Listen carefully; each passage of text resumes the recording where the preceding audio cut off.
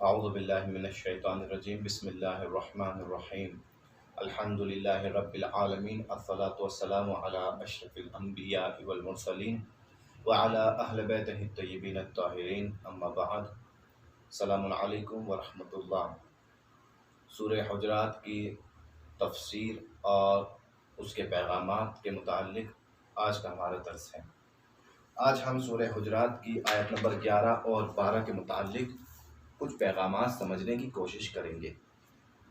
بسم اللہ الرحمن الرحیم۔ یا ایھا الذین آمنوا لا یسخر قوم من قوم عسى ان یکونوا خیرا منهم ولا نساء من نساء عسى ان یکن خیرا منهن ولا تلمزوا انفسکم ولا تنابزوا بالالقاب بئس الاسم الفسوق بعد الایمان ومن لم یتب فاولئک هم الظالمون۔ یہ 11 نمبر کی آیت ہے۔ پروردگار عالم سورہ حجرات آیت نمبر 11 میں 3 اہم باتوں کی طرف انسان کو متوجہ کر رہا ہے۔ یہ 3 اہم اخلاقی پہلو آیت نمبر 11 میں اور دوسرے 3 اہم اخلاقی پہلو آیت نمبر 12 میں۔ اس کے بعد یعنی 6 اخلاقی پہلوؤں پر آج ہماری گفتگو ہے۔ ان پر ہم نے اگر غور کیا اور اپنی زندگی میں ان پہلوؤں کی رعایت کی تو یقیناً ہماری زندگی ایک مذہبی زندگی بن جائے گی، ہماری زندگی ایک مومن کی زندگی بن جائے گی۔ پہلا اصول اور پہلی چیز جو پروردگار عالم آیت نمبر 11 میں بتا رہا ہے وہ یہ ہے کہ ایک دوسرے کا مذاق نہ اڑاؤ۔ یا ایھا الذین آمنوا، اے وہ لوگ کہ جو ایمان لے آئے، جو مومن ہیں، جو خود کو مومن ہونے کا دعویٰ کر رہے ہیں، ان کے لیے ضروری ہے لا یسخر قوم من قوم، ایک قوم دوسرے قوم کا مذاق نہ اڑائے۔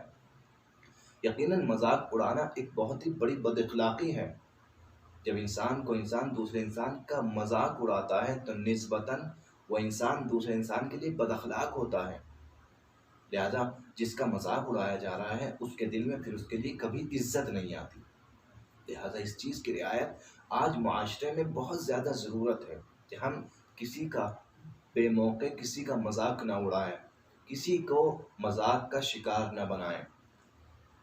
ہاں، دوستوں میں جو ہلکی پھلکی مذاق ہوتی ہیں اور جو چیزیں ہوتی ہیں وہ ایک الگ بات ہے، لیکن کسی کا اس طریقے سے مذاق اڑانا کہ واقعاً اس کی معاشرے میں بے عزتی ہو جائے اور واقعاً معاشرے میں اس کو شرمندہ ہونا پڑے آپ کے مذاق کی وجہ سے، تو یہ گناہ ہے۔ اور اسی کی طرف اس آیت میں اشارہ ہے۔ عسیٰ ان یکونوا خیرا منہم، ہو سکتا ہے کہ جس کا مذاق اڑایا جا رہا ہے وہ بہتر ہو اس سے کہ جو مذاق اڑا رہا ہے۔ خدا کی نگاہ میں ہمیں یہاں خدا کی نگاہ سے دیکھنا ہے، ہماری نظر خدائی ہونی چاہیے۔ لہٰذا ایسا نہ ہو کہ ہم کسی بھی عنوان سے کسی بھی چیز کو سوچ کے کسی بندے مومن کا مذاق اڑائیں اور خدا کی نگاہ میں وہ بندہ مومن ہم سے بہتر ہو۔ لہٰذا کسی بھی عنوان سے ہمیں اس طریقے سے کسی کا مذاق نہیں اڑانا چاہیے۔ وَلَا نِسَاءٌ مِّن نِّسَاءٍ عَسَىٰ أَن يَكُنَّ خَيْرًا مِّنْهُنَّ، اسی طریقے سے کوئی عورت دوسری عورت کا مذاق نہ اڑائے، شاید جس کا مذاق اڑایا جا رہا ہے وہ بہتر ہو ان سے کہ جو مذاق اڑا رہی ہیں۔ یعنی حکم دونوں کے لیے، ایک طرف مردوں کے لیے ہو، ایک طرف عورتوں کے لیے ہو۔ تو پہلا حکم اور پہلی بات جو اخلاقی پہلو آج اس آیت میں تھا وہ یہ تھا کہ ہمیں مذاق نہیں اڑانا چاہیے، اس بات کی رعایت کرنی چاہیے۔ وَلَا تَلْمِزُوا أَنفُسَكُمْ وَلَا تَنَابَزُوا بِالْأَلْقَابِ۔ دوسرا اور تیسرا پہلو، ایک دوسرے میں عیب تلاش نہ کرو، ایک دوسرے پر تہمت نہ لگاؤ، ایک دوسرے پر عیب نہ باندھو۔ یعنی ہم کسی پر کسی عیب کو منسوب کر دیں، ہم کسی کو کسی عیب سے منسوب کر دیں، ہم یہ کہہ دیں کہ فلاں میں وہ عیب موجود ہے۔ اور پھر تیسرا وَلَا تَنَابَزُوا بِالْأَلْقَابِ، اور برے القاب کے ذریعے سے نہ پکارو کسی کو۔ دوسری بات، عیب نہ ڈھونڈو کسی میں، عیب نہ لگاؤ کسی کے اوپر۔ اور تیسری بات، کسی کو برے القاب سے نہ پکارو۔ یعنی آپ نے کسی کے اندر عیب ڈھونڈ لیا، اب آپ نے اس کے اوپر وہ عیب لگا دیا کہ مثلا اس بندے میں فلاں عیب پایا جاتا ہے، پھر برا القاب بھی اس کے ساتھ مخصوص کر دیا۔ برے القاب یعنی کسی کو مثلا اگر کسی کے اندر کوئی عیب موجود ہے، کوئی لنگڑا ہے تو اس کو ظاہر سی بات ہے اگر لنگڑے کو لنگڑا کہیں گے تو اسے برا لگے گا، حتیٰ کہ عزت ہے اس کی، شرمندہ ہوگا وہ، اسے ایسا خدا نے بنایا ہے۔ وہ خود سمجھتا ہے کہ میں کیا ہوں اور کیسا ہوں، لیکن اگر اس کو اسی طریقے سے بلایا جائے گا تو احساس کمظرفی اس کے اندر پیدا ہوگا، احساس شرمندگی پیدا ہوگا۔ لہٰذا منع کیا ہے کہ تم ایسے القاب سے دوسروں کو نہ پکارو۔ یا مثلاً کوئی کاڑا ہے یا کوئی اور عیب کسی کے اندر موجود ہے، تو کیا ہم اس عیب کی وجہ سے کوئی لقب اس کو اس طریقے کا دیں گے کہ جس سے وہ شرمندہ ہو؟ یہ یقیناً اخلاقی انسان کے خلاف یہ بات ہے۔ اور نہ کسی کے اوپر عیب لگائیں کہ فلاں کے اندر یہ عیب موجود ہے، فلاں کے اندر یہ بری بات موجود ہے۔ لہٰذا ان تین باتوں سے ہمیں پرہیز کرنا ہے، عیب جوئی، برے القاب اور مذاق اڑانا، یہ تین باتیں۔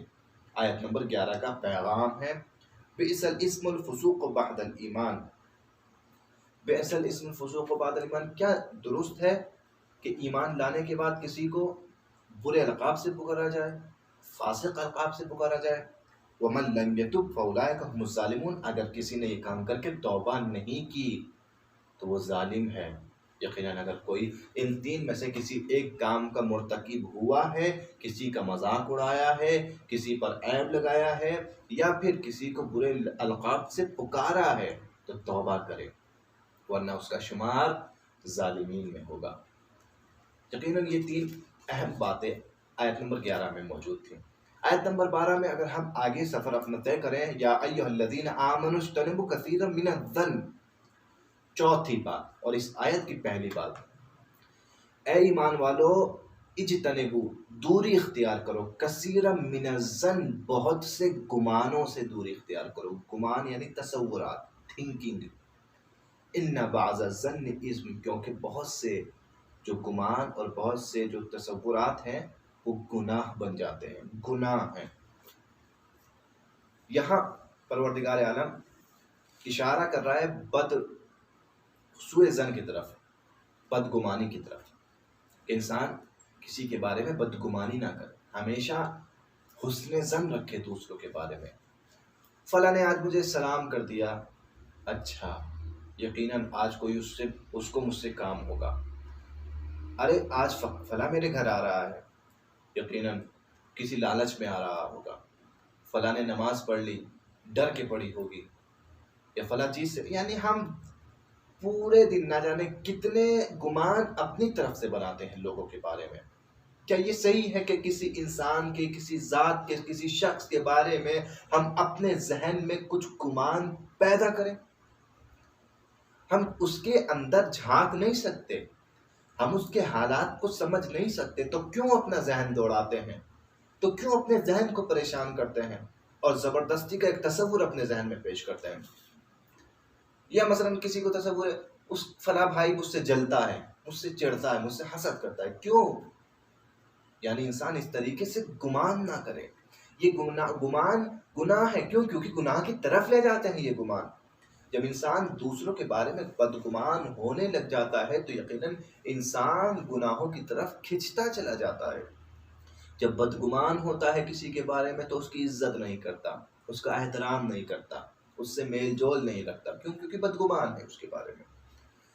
آپ دیکھیں کہ یقیناً حسن ظن کی تاکید اتنی زیادہ روایات میں کی گئی ہے کہ حسن ظن رکھو مومن سے، حسن ظن رکھو، اچھا خیال مومن کے بارے میں، اچھی تھنکنگ اپنے ذہن میں رکھو۔ یقیناً ہاں میرا بھائی ہے، میرے بارے میں اچھا سوچتا ہے، ہر کام میں میرا خیال، ہر بات میں میرا خیال رکھتا ہے، اپنے سے پہلے مجھ کو مقدم کرتا ہے، کوئی بھی بات ہو میرا احترام کرتا ہے۔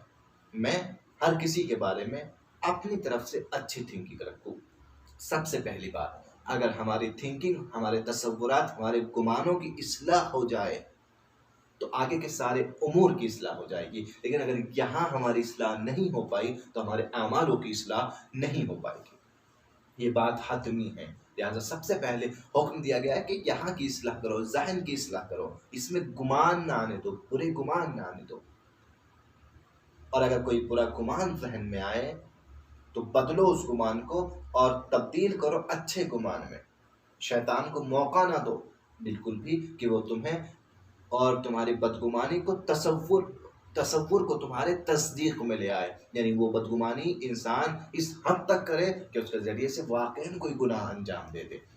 یقیناً بہت خطرناک چیز انسان کے لیے بدگمانی ہے۔ اس کے بعد کہا گیا وَلَا تَجَسَّسُوا وَلَا يَلْغَبْ بَعْضُكُمْ بَعْضًا، دوسری اور تیسری بات اور اس آیت کی اور آج کی درس کی 5ویں اور 6ٹھی بات، ایک دوسرے کے بارے میں تجسس نہ کرو، جاسوسی نہ کرو، اور ایک دوسرے کی غیبت نہ کرو۔ تجسس یہ ایک اہم مسئلہ، اخلاقی پہلو، یہ بھی ایک اخلاقی پہلو ہے۔ دوسروں کے عیب تلاش کرنا، عیب ڈھونڈنا، ہر وقت فراق میں رہنا کہ کوئی راز پتہ لگ جائے، کوئی ایسی بات پتہ لگ جائے کہ جو دوسروں کو نہ پتہ ہو اور مجھے پتہ لگے پہلے اور میں دوسروں کو بتا دوں۔ تجسس، ولا تجسس، ایسا تجسس نہ کرنا، تاک جھانک نہ کرنا ایک دوسرے کے اعمال میں۔ جو عمل انسان انجام دے رہا ہے، جو جیسا ہے وہ خدا کے لیے ویسا ہے۔ آپ کو اختیار کسی نے نہیں دیا کہ وہ جو اعمال انجام دے رہا ہے آپ اس کی جاسوسی کر کے اس کے اعمال کو فاش کریں۔ ٹھیک ہے، ایک انسان اپنے خدا کے سامنے کیسا ہے وہ خود جانتا ہے اور اس کو خدا جانتا ہے۔ آپ اللہ کے سامنے کیسے ہو یہ آج جانتے ہو آپ کے خدا، میں اللہ کے سامنے کیسا ہوں یہ میں جانتا ہوں، میرا خدا جانتا ہے۔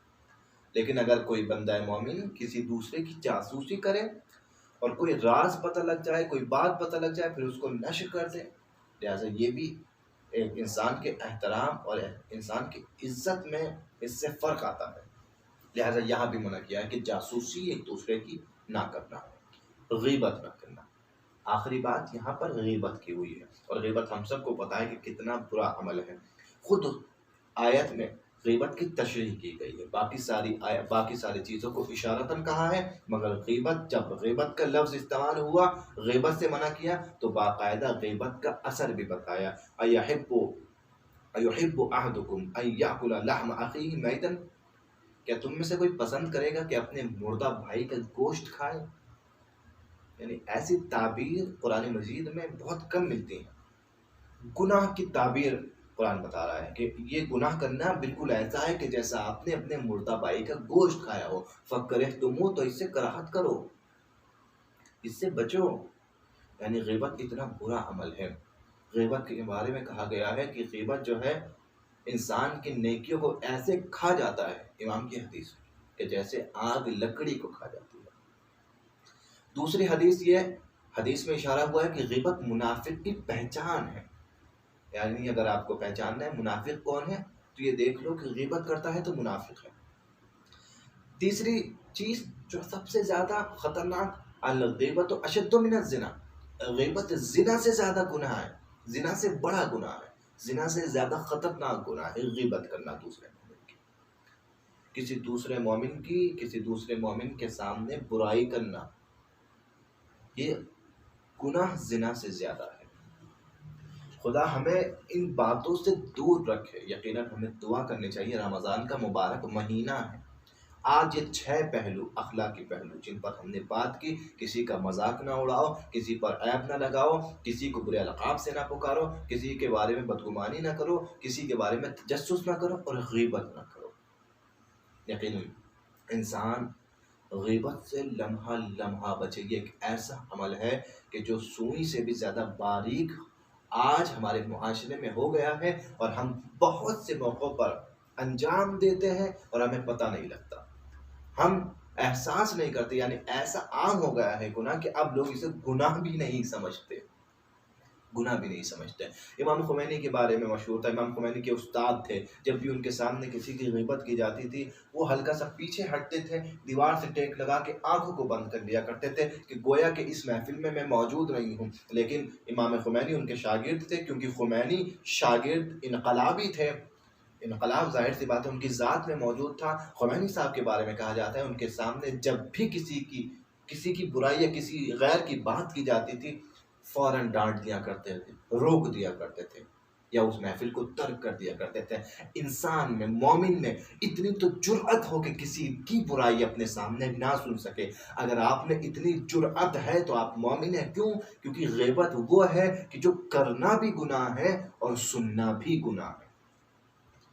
یہ نہیں کہ آپ نے غیبت نہیں کی، آپ نے غیبت سنی، اس سے بھی پرہیز کرنا چاہیے۔